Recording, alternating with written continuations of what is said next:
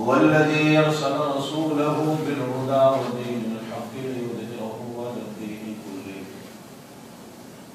ولو كره المشركون. أشهد أن لا إله إلا الله وحده لا شريك له، وأشهد أن سيدنا وسندنا ونبينا وشفيعنا محمدا عبده ورسوله صلى الله عليه وعلى آله وأصحابه وبارك وسلم تسليما كثيرا كثيرا. أما بعد، أعوذ بالله من الشيطان الرجيم. بسم الله الرحمن الرحيم.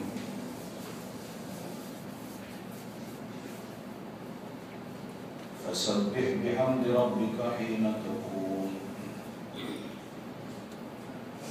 وقال الله تعالى: بسم الله الرحمن الرحيم. سبح اسم ربك الأعلى. صدق الله العلي العظيم وبلغنا رسوله النبي الكريم الأمي والأمين، ونحن على ذلك لمن الشاهدين والشاكرين والحمد لله رب العالمين. اللهم صل على محمد وعلى آل محمد كما صليت على إبراهيم وعلى آل إبراهيم إنك حميد مجيد. اللهم بارك على محمد وعلى آل محمد كما باركت على إبراهيم وعلى آل إبراهيم إنك حميد مجيد.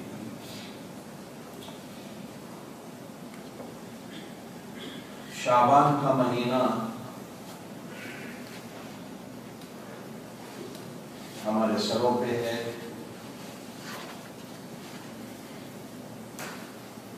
ایک حدیث میں حضور پاک صلی اللہ علیہ وسلم نے یوں بھی فرمایا کہ شعبان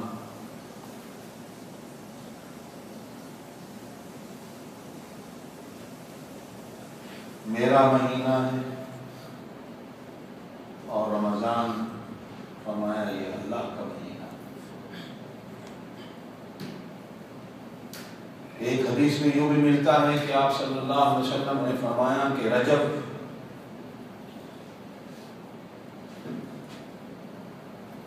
میرا مہینہ ہے، شعبان اللہ کا مہینہ ہے اور رمضان میری امت کا مہینہ ہے.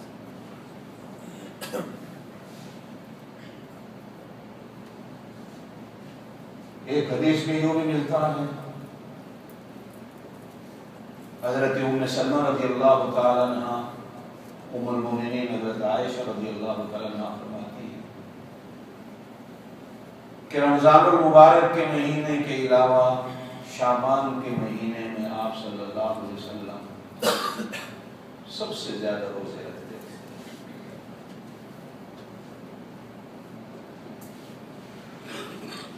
ایک حدیث میں بھی فرمایا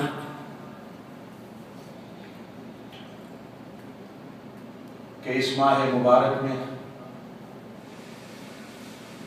ایک رات ایسی آتی ہے ساری دنیا کے انسانوں کے لیے قضاء و قدر کی رات ہوتی ہے. بہرحال یہ ماہ مبارک رمضان المبارک سے جڑا ہوا مہینہ ہے، رمضان المبارک کا پڑوسی مہینہ ہے، رمضان المبارک کے ساتھ تعلق رکھنے والا مہینہ ہے. آپ صلی اللہ علیہ وسلم اس ماہ مبارک میں رمضان المبارک کے بعد سب سے زیادہ اللہ کی حضور عبادت فرماتے ہیں. میں اس موضوع کی طرف نہیں آتا، جو بات میری چل رہی ہے میں اسی بات کو آگے چھیڑتا ہوں آپ حضرات، اس لیے کہ پھر رمضان المبارک کا مہینہ آنے والا ہے، پھر میں اس بات کو ختم کر کے پھر رمضان کی طرف آؤں.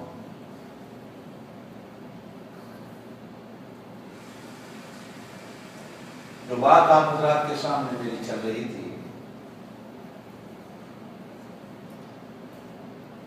کہ اہل سنت والجماعت میں اللہ پاک نے 4 امام ایسے بنائے ہیں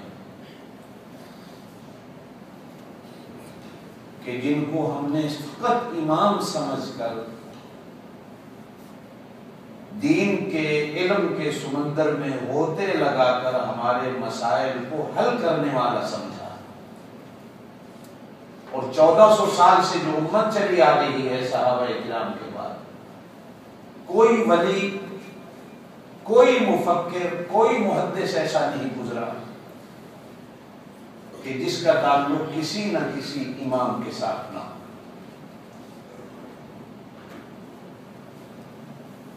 جب ہم اولیاء میں آتے ہیں تو معلوم ہوتا ہے کہ شیخ عبد القادر جیلانی رحمۃ اللہ علیہ امام احمد بن حنبل کے ساتھ جڑے، انہوں نے ان کی تقلید کی، اور پھر آپ کے بعد جتنے اولیاء کرام آئے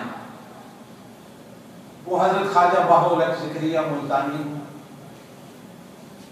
حضرت علی حجویری المعروف داتا بخش ہوں، حضرت اجمیری ہوں، خواجہ نظام الدین اولیاء ہوں، حضرت مجدد الفسانی ہوں، حضرت شہاب الدین سہروردی ہوں، یہ جتنے اولیاء گزرے یہ امام ابو حنیفہ کے مقلد سے۔ پھر جب ہم محدثین کو دیکھتے ہیں تو امام بخاری رحمۃ اللہ علیہ نے اپنا رشتہ امام شافعی سے جوڑا، وہ شافعی کی تقلید کرنے والے تھے، لیکن اللہ کی شان ہے کہ آج جہاں امام بخاری کا مزار ہے وہاں کا امام ابو حنیفہ کا مقلد ہے۔ محدثین میں امام مالک خود مجتہد گزرے جن کی لوگوں نے تقلید، امام طحاوی رحمۃ اللہ علیہ حنفی گزرے، پھر جو مفکرین علماء کرام گزرے، امام ابن تیمیہ، امام ابن قیم رحمۃ اللہ علیہ، یہ امام احمد بن حنبل کے مقلد بنے، امام غزالی رحمۃ اللہ علیہ امام شافعی کے مقلد بنے، اور امام راضی رحمۃ اللہ علیہ امام ابو حنیفہ کے مقلد بنے۔ پھر اسی طرح جو ایک شعراء کا طبقہ گزرا، حافظ شیرازی رحمۃ اللہ علیہ، شیخ سعدی رحمۃ اللہ علیہ، ہمارے دور کے علامہ اقبال اور پہلے جتنے حضرات گزرے یہ سارے امام ابو حنیفہ کے مقلد گزرے، تو ہر ایک کہیں نہ کہیں جڑا نظر آیا، جس سے معلوم ہوتا ہے کہ اگر کسی بڑے کی تقلید کرنی، کسی بڑے سے مسئلے پوچھ کر چلنا شریعت میں اگر حرام ہوتا تو یہ بڑے لوگ جتنے گزرے یہ کسی امام کے مقلد نہ ہوتے۔ خاتم المحدثین حضرت مولانا محمد انور شاہ کاشمیری رحمۃ اللہ علیہ کے بارے میں شاید میں نے آپ سے پہلے بھی ایک دفعہ کہا کہ حضرت تھانوی رحمۃ اللہ علیہ کا ایک مقولہ ملتا ہے کہ اگر اسلام سچا مذہب نہ ہوتا تو انور شاہ کاشمیری مسلمان نہ ہوتا۔ وہ انور شاہ کاشمیری رحمۃ اللہ علیہ امام ابو حنیفہ کے مقلد، ہندوستان میں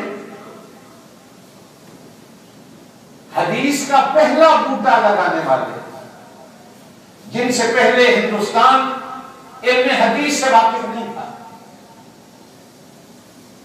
خال خال کوئی آدمی علم حدیث سے واقف ہوگا ہندوستان میں، شاہ ولی اللہ محدث دہلوی رحمۃ اللہ علیہ امام ابو حنیفہ کے مقلد تھے، جو ہندوستان میں حدیث کا علم لائے۔ مجاہدین کی طرف آ جائیے تو وہ احمد شاہ ابدالی ہو، وہ شیر شاہ سوری ہو، وہ محمود غزنوی ہو، شاہ اسماعیل شہید ہو، سید احمد شہید بریلوی رحمۃ اللہ علیہ ہو، پھر حکمرانوں میں آ جائیں تو سنجو کی ابدالی، لودھی، مغل خاندان، یہ سارے کے سارے کسی نہ کسی امام کے ساتھ جڑے رہے، اور بالخصوص یہ سارے کے سارے امام ابو حنیفہ کے بنے۔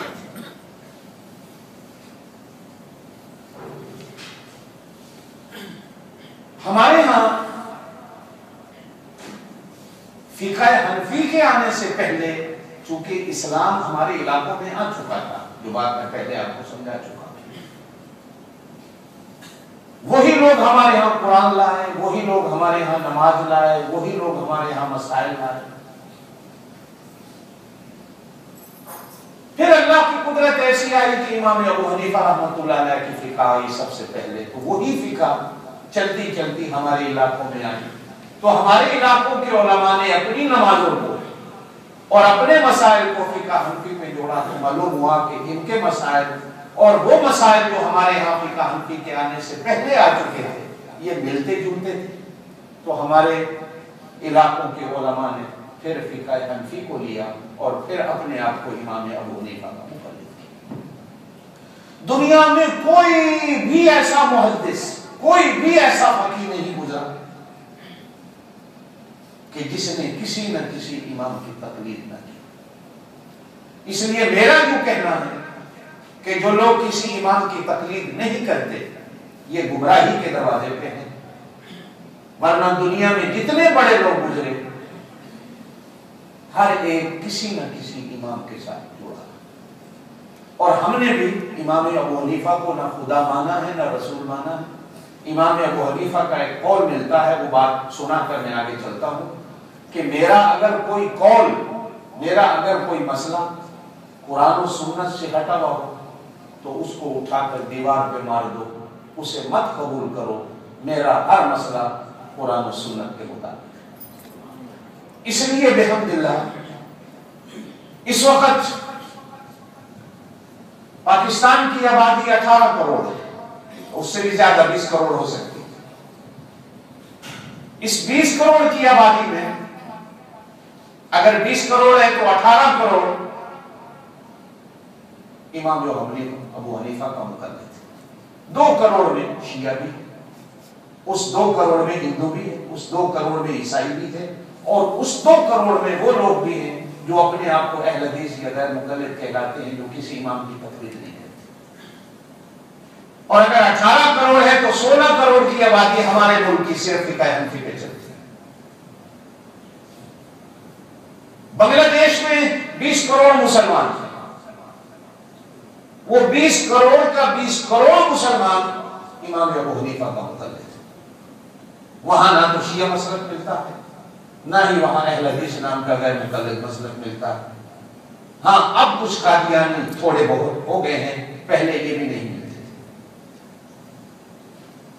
چائنا میں بے شک حکومت کی طرف سے سختیاں ہیں، کہا جاتا ہے کہ مسلمان بہت تھوڑا ہے، لیکن جہاں تک ہماری تحقیق ہے چائنا میں 30 سے 40 کروڑ مسلمان ہیں،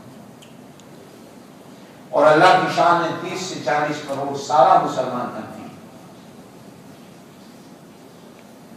ترکی میں 8 کروڑ مسلمان کی تعداد ہے، اور اس 8 کروڑ میں 7 کروڑ مسلمان حنفی۔ ایران میں 4 کروڑ مسلمان سنی ہیں،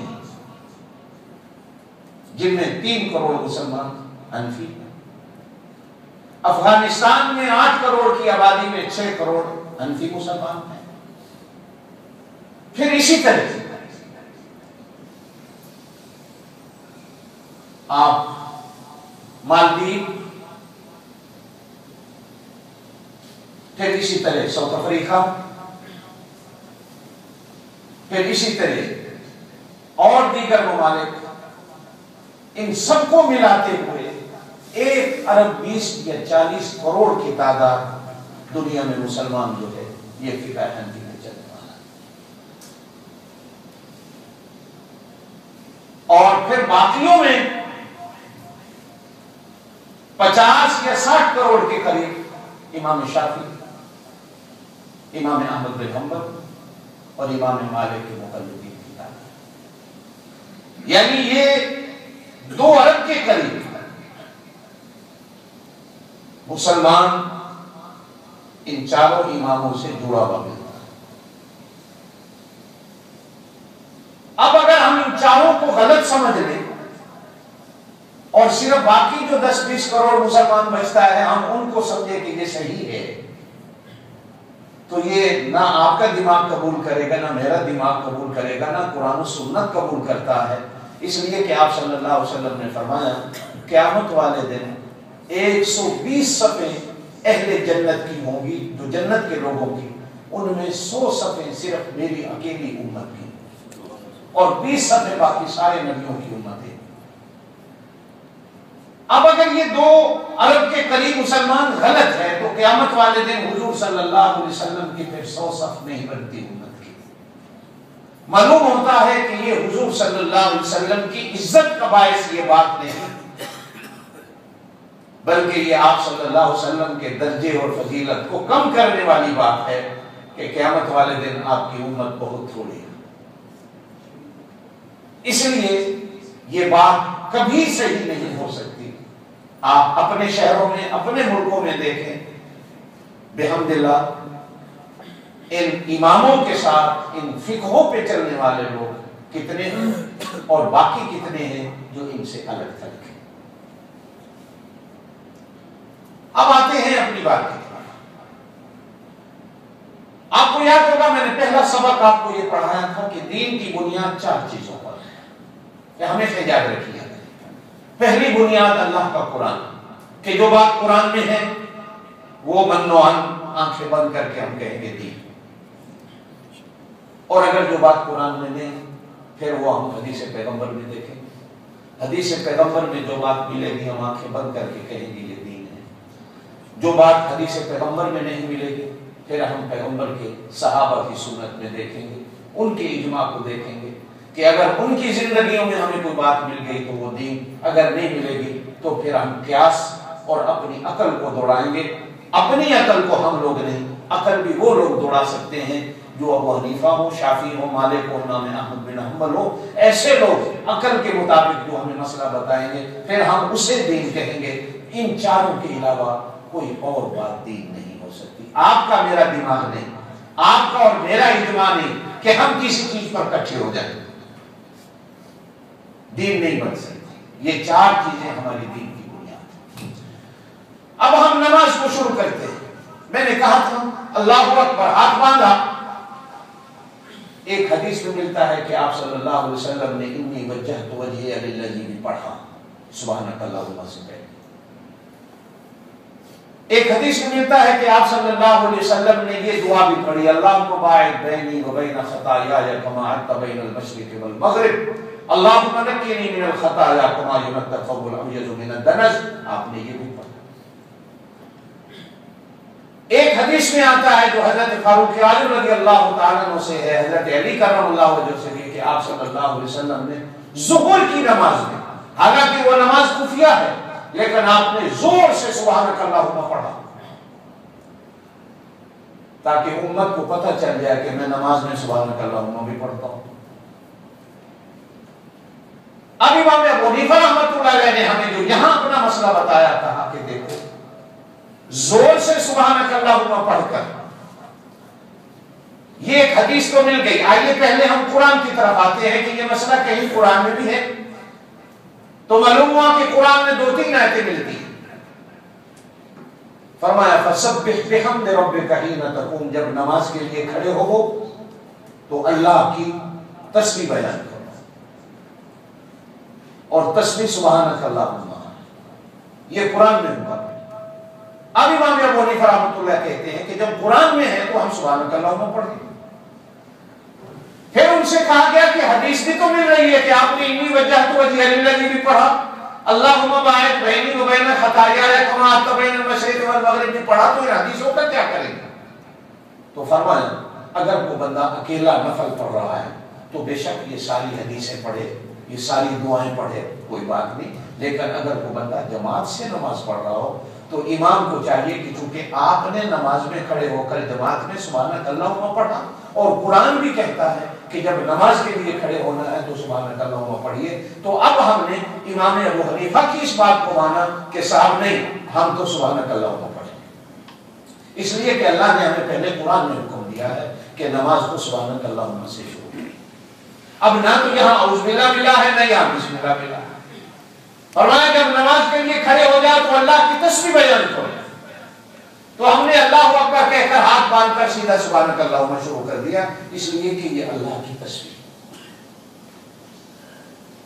اور دنیا کا یہ دستور ہے، یاد رکھیے گا۔ اب دنیا کی طرف آ جاتے ہیں کہ عقل کو دوڑائیں۔ جب کسی کو درخواست پیش کی جاتی ہے تو درخواست سے پہلے سب سے پہلے اس کی تعریف کے لقب لکھے جاتے ہیں۔ کوئی بندہ کسی کو خط لکھتا ہے تو پہلے اس کی تعریف کرتا ہے، کوئی درخواست کرتا ہے تو پہلے اس کی تعریف کرتا ہے۔ اب آگے چل کر ہم نے نماز میں اللہ کو درخواست پیش کرنی ہے کہ اہدنا الصراط المستقیم، ہمیں سیدھے راستے پہ چلا۔ تو اس درخواست کے پیش کرنے سے پہلے جو دنیا کا طریقہ بھی ہے اور قرآن بھی طریقہ ہمیں بتاتا ہے، پہلے اللہ کی تعریف، اور یہ تعریف والے الفاظ بھی اللہ کی شان پہ قربان جائے کہ وہ خود ہمیں سکھاتا ہے کہ میری تعریف تم نے کس طرح کرنی ہے، میں کن لفظوں سے خوش ہوتا ہوں، میں کن جملوں سے خوش ہوتا ہوں، کس تعریف سے خوش ہوتا ہوں۔ کہو سبحان اللہ۔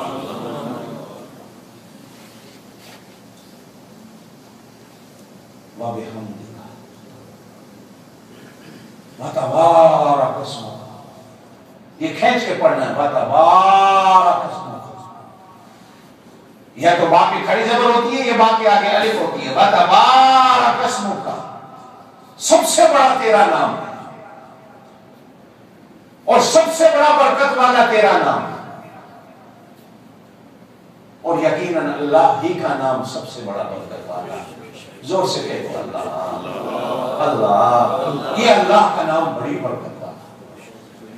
وَتَعَالَىٰ، پھر اس میں کھڑی زبر ہے، جدو کا، اور سب سے بڑی تیری بزرگی،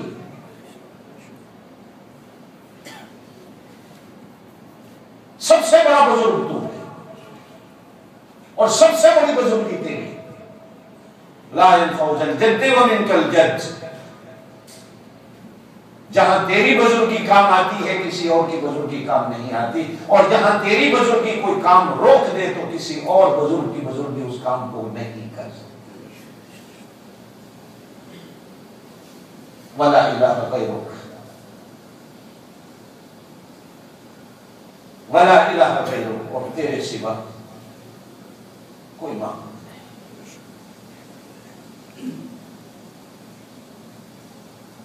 یعنی یہ سبحانک اللہم جہاں اللہ کی تعریف ہے، وہیں ہمارے عقیدے کا بھی ایک اظہار ہے کہ دیکھو اگلی نماز تمہاری بات میں قبول ہوگی، پہلے یہ بتاؤ کہ لا الہ غیرک پہ عمل ہے کہ اللہ کے سوا کسی اور کو سجدے تو نہیں کرتے ہو، اللہ کے سوا کسی اور کے نام کے نظر و نیاز تو نہیں کرتے، اللہ کی ذات کے علاوہ کسی اور کی شور اور پکار تو نہیں کرتے ہو، اللہ کے سوا کسی اور کو اپنا حاجت روا اور مشکل کشا تو نہیں مانتے ہو۔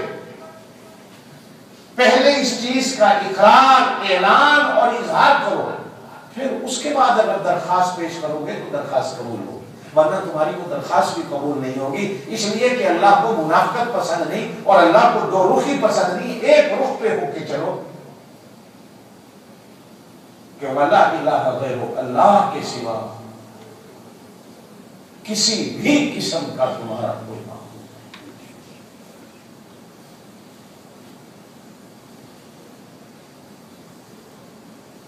اب آگے ہم نے سورہ فاتحہ کو پڑھنا ہے۔ یہ سبحانک اللہم قرآن نہیں، یہ اللہ کی تسبیح ہے، اس لیے اس کے شروع میں نعوذ باللہ نہ بسم اللہ۔ اب ہم نے فاتحہ کو پڑھنا ہے، تو اب ہمیں کہا گیا کہ اب ہم قرآن پہ غور کریں گے کہ فاتحہ کے پڑھنے سے پہلے کچھ پڑھنا ہے کہ نہیں پڑھنا۔ تو اب قرآن نے کہا فَإِذَا قَرَأْتَ الْقُرْآنَ، جب تم قرآن پڑھو تو فَاسْتَعِذْ بِاللَّهِ مِنَ الشَّيْطَانِ الرَّجِيمِ، اب اعوذ باللہ پڑھو۔ اب یہ ہمیں مسئلہ قرآن سے مل گیا کہ ہم نے فاتحہ قرآن ہے، پہلے اس کو ایک نظریہ اور عقیدہ بنانا ہے کہ فاتحہ، زور سے بولو، فاتحہ قرآن ہے، 114 صورتیں ہیں قرآن کی، جن میں فاتحہ بھی ہے۔ یہ فاتحہ نہ تو قرآن سے الگ ہے، یہ قرآن کا حصہ ہے۔ کچھ لوگ ایسے ہیں جو یہاں اعوذ باللہ کے قائل نہیں ہیں، ہم کہتے ہیں کہ یہ قرآن کے اندر ہے کہ جب بھی قرآن پڑھنا ہے، قرآن کو پڑھنے سے پہلے اعوذ باللہ پڑھنا۔ اب ہم نے پڑھ لیا اعوذ باللہ من الشیطان الرجیم، اب آگے ہے بسم اللہ الرحمن الرحیم، ٹھیک ہے؟ اب یہ پڑھنا ہے کہ نہیں پڑھنا؟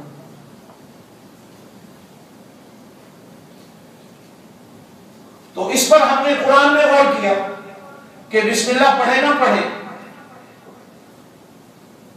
تو اب ایک مسئلہ ملا قرآن کے اندر ہی کہ آیا بسم اللہ ہر سورت کا حصہ ہے یا سورت کا حصہ نہیں ہے؟ اگر تو ہر سورت کا حصہ ہے تو پھر بسم اللہ پڑھنا واجب ہے،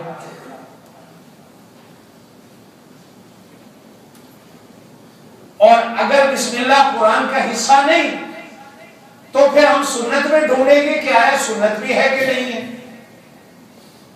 تو اس میں چاروں جو ہمارے ائمہ کرام گزرے ان میں سے 2 امام تو یوں کہتے ہیں کہ بسم اللہ قرآن کا حصہ ہے، یہ ہر سورت کا ایک آیت ہے، ان کے ہاں یہ واجب ہے۔ اور 2 امام کہتے ہیں کہ بسم اللہ ہر سورت کا حصہ نہیں، یہ 2 سورتوں کے درمیان ایک فرق کرنے والی چیز اللہ نے بنائی ہے کہ میں درمیان میں بسم اللہ پڑھ کے فرق کر دیتا ہوں کہ پہلی سورت الگ تھی، اب جو میں اگلی سورت پڑھ رہا ہوں وہ الگ ہے۔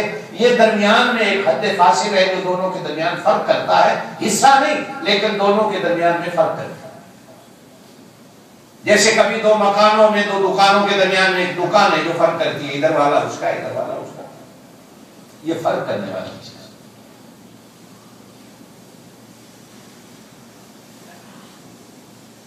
اب جب فرق کرنے پہ ہم آئے تو حضور صلی اللہ علیہ وسلم کی ایک حدیث ملی، آپ صلی اللہ علیہ وسلم نے ارشاد فرمایا کل عمل ذی بال، جب بھی کوئی کام شروع کرنا ہے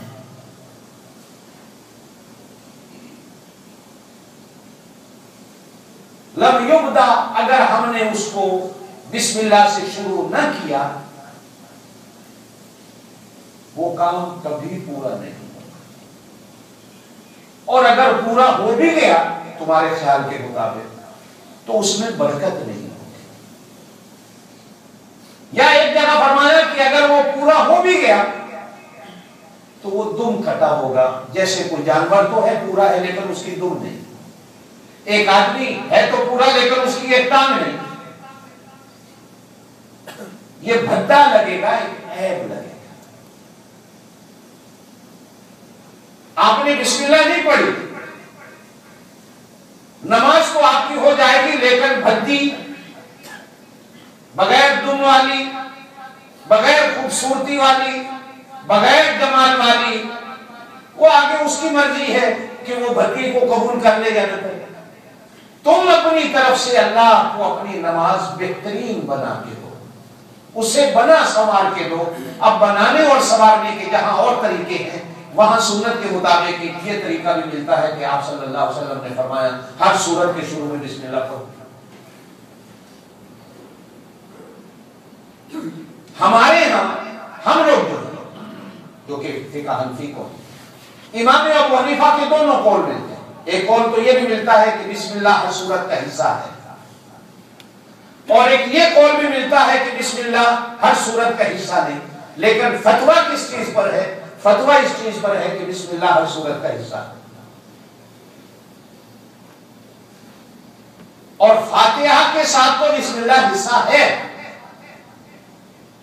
اس لیے کہ حضور پاک صلی اللہ علیہ وسلم کو جب اللہ نے فاتحہ دی تو قرآن کی ایک آیت ہے اسے واضح کرتی ہے، فرمایا وَلَقَدْ آتَيْنَاكَ، بے شک ہم نے آپ کو دیا، سَبْعًا مِنَ الْمَثَانِي، 7 آیتیں، وَالْقُرْآنَ الْعَظِيمَ، اور پورا قرآن۔ اب حالانکہ یہ 7 آیتیں سورہ فاتحہ مراد ہے، قرآن کا حصہ بھی ہے، یہ نہیں کہ قرآن کا حصہ نہیں، لیکن یہاں اللہ تعالیٰ نے قرآن میں 2 چیزیں بیان کی کہ فاتحہ بھی دی اور قرآن بھی دیا۔ تو یہاں حضور پاک صلی اللہ علیہ وسلم نے فرمایا کہ فاتحہ اللہ پاک نے پہلے 1,40,000 نبیوں میں سے کسی نبی کو نہیں دی، اللہ پاک نے صرف مجھے دی۔ کسی نبی کو یہ نہیں دی، اللہ نے مجھے دی۔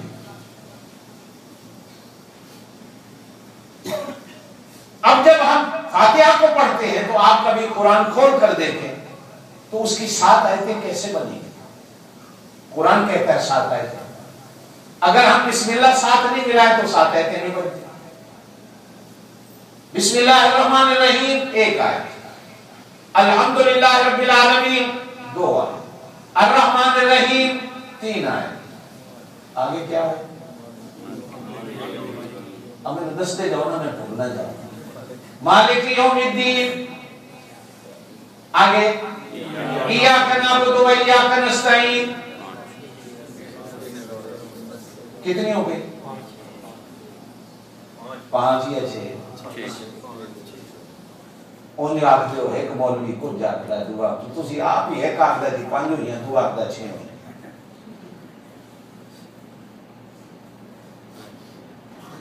صراط الذین انعمت علیہم غیر المغضوب علیہم ولا الضالین۔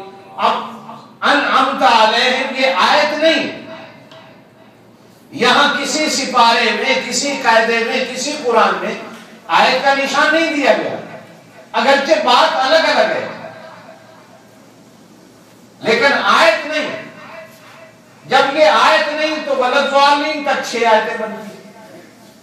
اب یا تو آمین کو آپ ایک آیت بناؤ، 7 بنتی ہے لیکن آمین آیت نہیں، آمین ایک دعا ہے وہ آیت نہیں ہے۔ اب ہم جب پیچھے ہٹیں گے کہ 7 آیتیں پوری کرنی ہے تو پھر بسم اللہ کو ساتھ ملانا پڑے گا۔ اب اگلا مسئلہ ہے کہ بسم اللہ اونچی پڑھی یا آہستہ پڑھی، تو آپ صلی اللہ علیہ وسلم کی پوری زندگی 23 سال میں جب بھی آپ نے نماز پڑھی تو حدیث میں ملتا ہے صرف 1 بار آپ صلی اللہ علیہ وسلم نے اونچی بسم اللہ پڑھی، ورنہ آپ صلی اللہ علیہ وسلم نے اپنی پوری زندگی میں بسم اللہ کو آہستہ پڑھا، اور وہ بھی شاید بسم اللہ جو اونچی پڑھی امت کو تعلیم کے لیے کہ یہاں بسم اللہ پڑھنا، یہاں بسم اللہ پڑھنا۔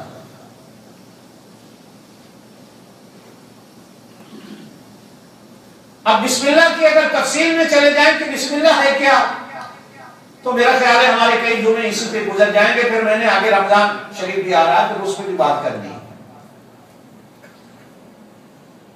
اب ہم نے اعوذ باللہ بسم اللہ پڑھ لی، اب ہم نے آگے پڑھنی ہے فاتحہ۔ کیا پڑھنی ہے؟ سورہ فاتحہ پڑھنی۔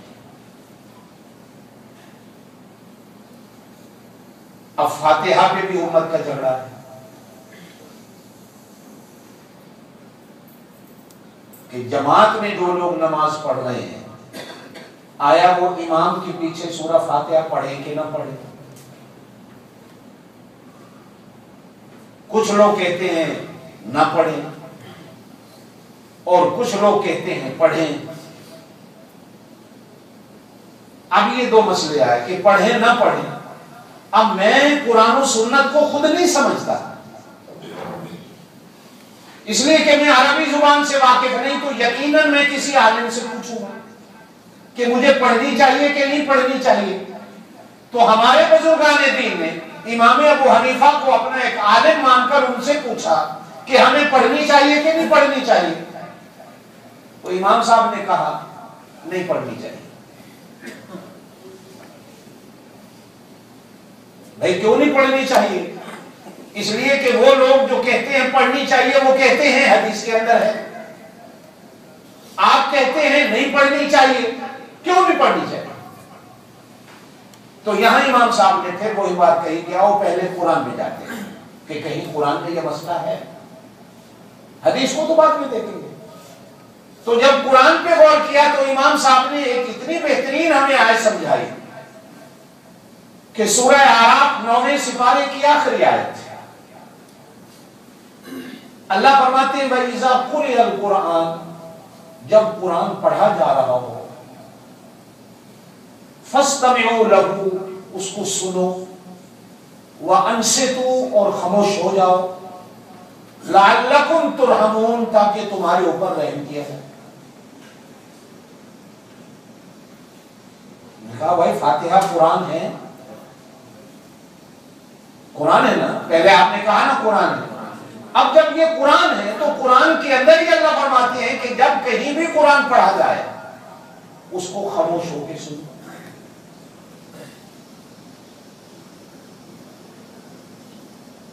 پہلے کہا فَاسْتَمِعُوا لَهُ، اس کو سنو، پھر کہا وَأَنصِتُوا، اور خاموش ہو جاؤ، پھر تیسرا جملہ فرمایا لَعَلَّكُمْ تُرْحَمُونَ، تاکہ تمہارے اوپر رحم ہو۔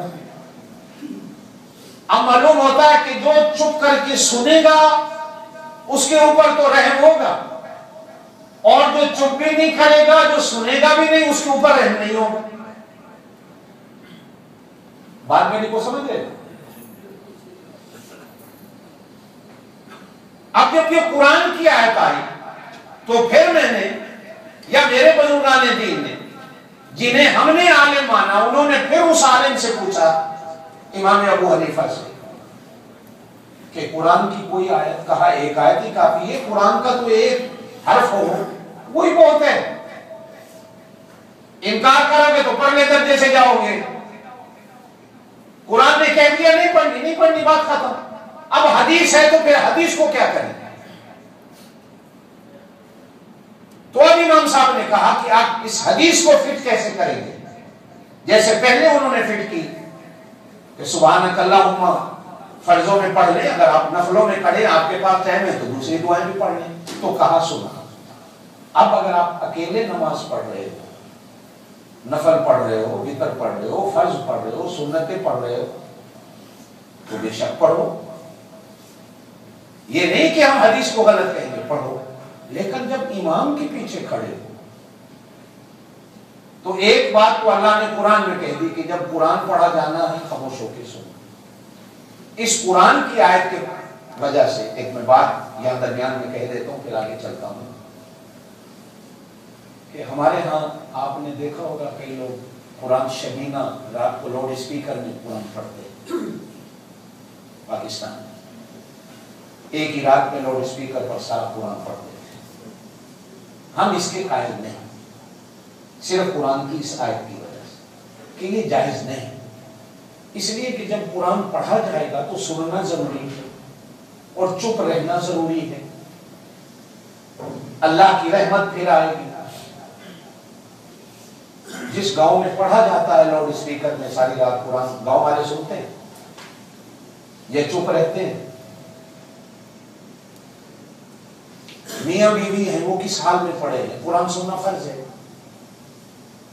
وہ بھی گنہگار ہو رہے ہیں، یہ پڑھنے والا بھی گنہگار ہو رہا ہے، شور بھی چل رہا ہے گاؤں میں، لڑائیاں جھگڑے بھی، اونچا بھی بولا جا رہا ہے، اب وہ بھی گنہگار ہو رہے ہیں، یہ بھی گنہگار ہو رہے ہیں۔ تو قرآن کے نام پر امت کو گنہگار کیوں کیا جا رہا ہے؟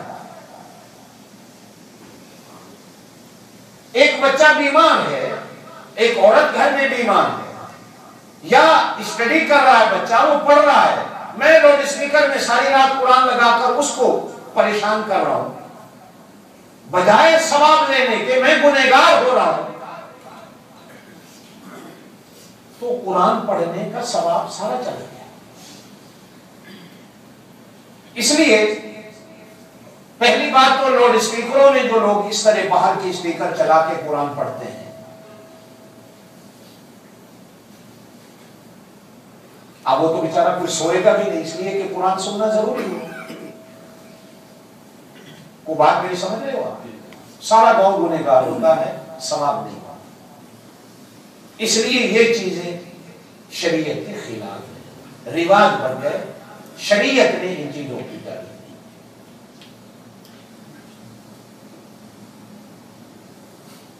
اب اسی کے مقابلے میں امام صاحب نے کہا کہ ایک اور حدیث بھی ہے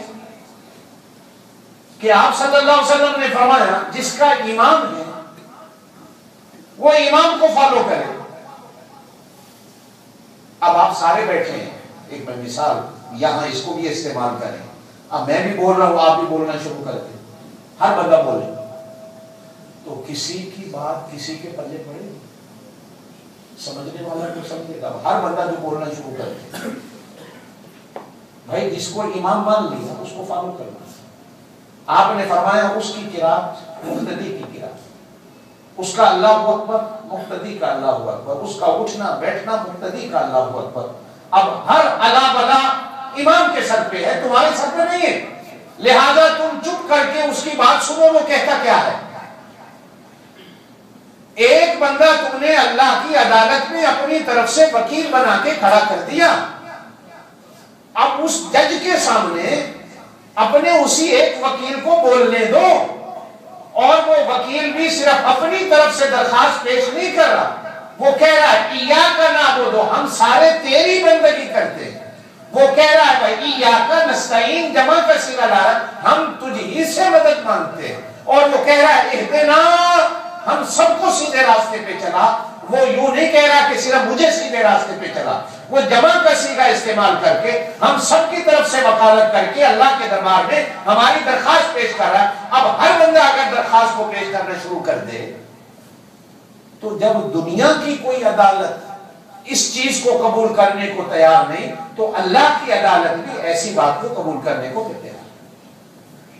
اب اس حدیث کو ایسے فٹ کر لو کہ تم اکیلے نماز پڑھ رہے ہو تو جی بسم اللہ پڑھو، پھر تو فاتحہ کے بغیر تمہاری نماز ہی نہیں ہوگی، لیکن جب امام کے پیچھے کھڑے ہو تو ایک بات تو قرآن نے کہہ دی نہیں پڑھنا۔ اب اگر کوئی آپ سے کہتا ہے پڑھنی ہے تو اسے کہو قرآن کی کوئی آیت دکھاؤ، پہلی بات، اس لیے کہ قرآن دین کی پہلی بنیاد ہے۔ حدیث کی طرف ہم بعد میں جائیں گے، اگر قرآن میں بات نہیں ملے گی تو پھر حدیث کو دیکھیں گے۔ اب قرآن نے کہا نہیں پڑھنا، نہیں پڑھو۔ اب آپ یہ سوچیں کہ قاری صاحب یہ ہم سبحان ربی العظیم کیوں پڑھتے ہیں، پھر ہم سبحان ربی الاعلیٰ کیوں پڑھتے ہیں، پھر ہم التحیات کیوں پڑھتے ہیں، ذہن میں سوال آ سکتا ہے۔ تو اس کا جواب بھی سن لیں کہ سبحان ربی العظیم قرآن نہیں ہے، وہ تو ایک تسبیح ہے۔ سبحان ربی الاعلیٰ بھی قرآن نہیں ہے، وہ ایک تسبیح ہے۔ التحیات بھی قرآن نہیں ہے، وہ ایک دعا اور تسبیح ہے۔ تسبیحات پڑھنے کا حکم تو ہے لیکن قرآن پڑھنے کا حکم نہیں۔ سبحانک اللہم بھی قرآن نہیں، الحمدللہ قرآن ہے۔ سبحان ربی العظیم بھی قرآن نہیں، تسبیح ہے، آپ بھی پڑھیں امام بھی پڑھے۔ ربنا لک الحمد دعا ہے، تسبیح ہے، وہ امام بھی پڑھے آپ بھی پڑھے۔ سبحان ربی الاعلیٰ امام بھی پڑھے آپ بھی پڑھے، وہ ایک تسبیح ہے۔ التحیات امام بھی پڑھے آپ بھی پڑھے، ایک تسبیح ہے۔ تسبیحات کو پڑھنا ہے، قرآن کو بھی پڑھنا ہے۔ اب اگر حدیث ملتی بھی ہے کہ فاتحہ کے بغیر نماز نہیں تو پھر اس حدیث کو ہم کہیں نہ کہیں فٹ کریں گے۔ ہم یوں بھی نہیں کہنے والے کہ صاحب یہ حدیث غلط ہے، نہ، پیغمبر دو جہاں کا قول ہے، ہم کون ہوتے ہیں؟ اب ہم اس کو کہیں فٹ کریں گے، اس لیے کہ قرآن یوں کہتا ہے، حدیث یوں کہتی ہے، تو کہاں فٹ کریں؟ تو امام صاحب نے کہا کہ صاحب یہ حدیث آپ ادھر فٹ کرو کہ جب آپ اکیلے نماز پڑھو تو آپ فاتحہ پڑھو گے، فاتحہ کے بغیر آپ کی نماز نہیں ہوگی۔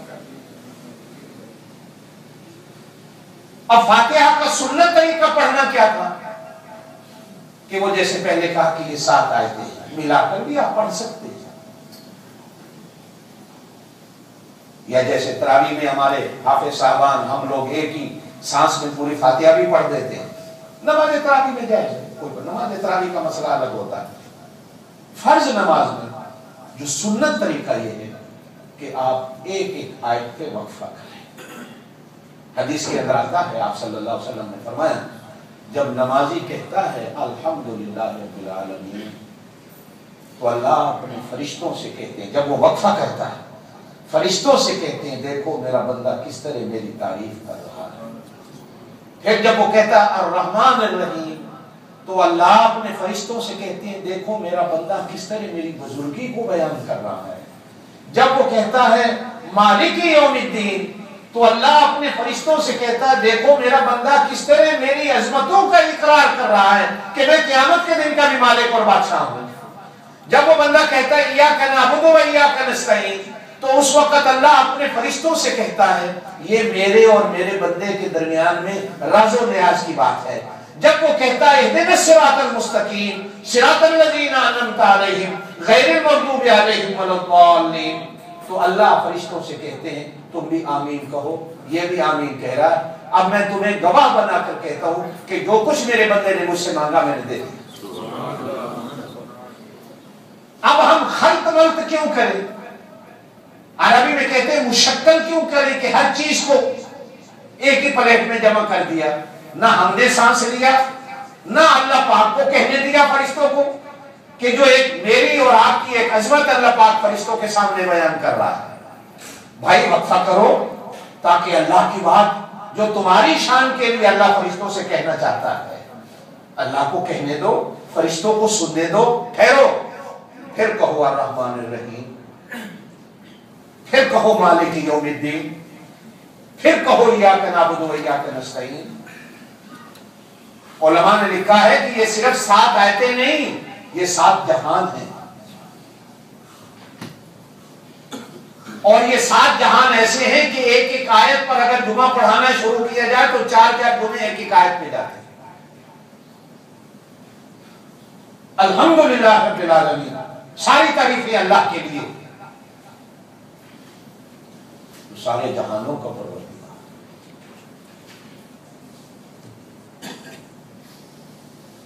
اب صرف اسی پر اگر آپ نماز میں غور کریں، روٹی کھا کے اگر آئیں تو صرف رب العالمین وہ کس طرح پروردگار ہے.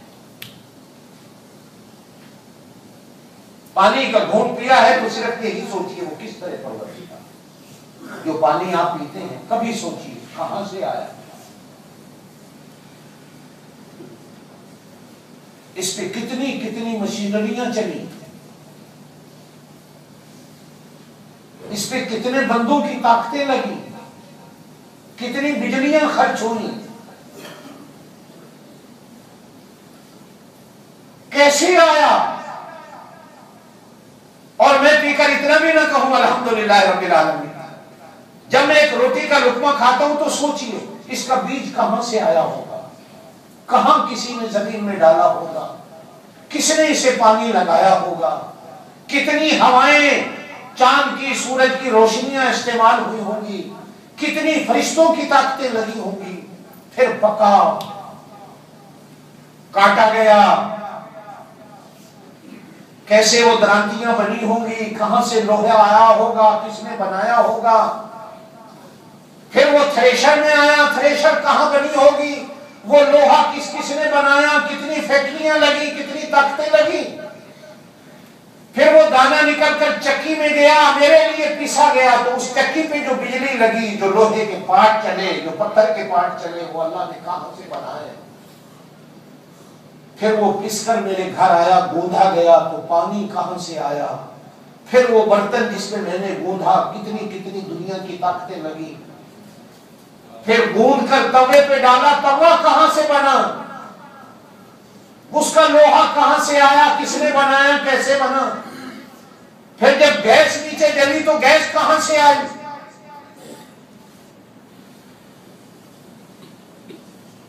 یہ تو جب لوڈ شیڈنگ ہوتی ہے گیس کی پاکستان میں تو پھر پتہ چلتا ہے نا روٹی پکے گی کہ نہیں پکے گی.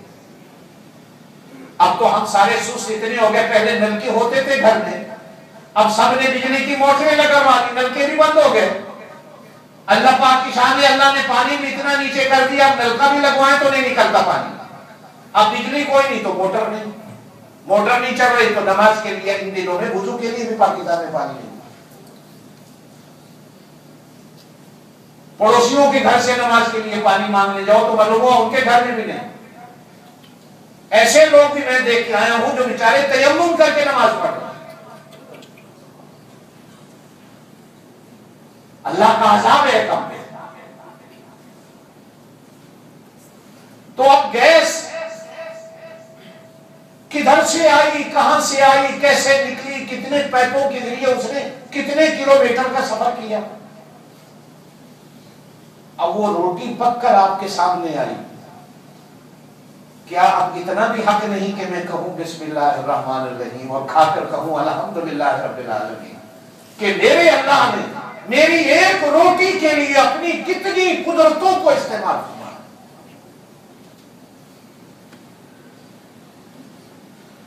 قرآن میں ایک آیت ہے سورہ نحل میں، توجہ دلاتی ہے ہمیں، وَإِنَّ لَكُمْ فِي الْأَنْعَامِ لَعِبْرَةً نُسْقِيكُم مِّمَّا فِي بُطُونِهِ۔ شام کو کبھی جب دودھ کا پیالہ پیتے ہو تو پیالے کو ہاتھ میں لے کر ذرا سوچو یہ کہاں سے آیا۔ بھینس کا رنگ کالا ہے، وہ گھاس سبز رنگ کا کھاتی ہے، پیشاب پیلے رنگ کا کرتی ہے، اسی بھینس کے اندر خون کا رنگ سرخ ہے، اور اسی بھینس کے اندر سے اللہ پاک تیرے لیے سفید رنگ کا دودھ نکال رہا ہے۔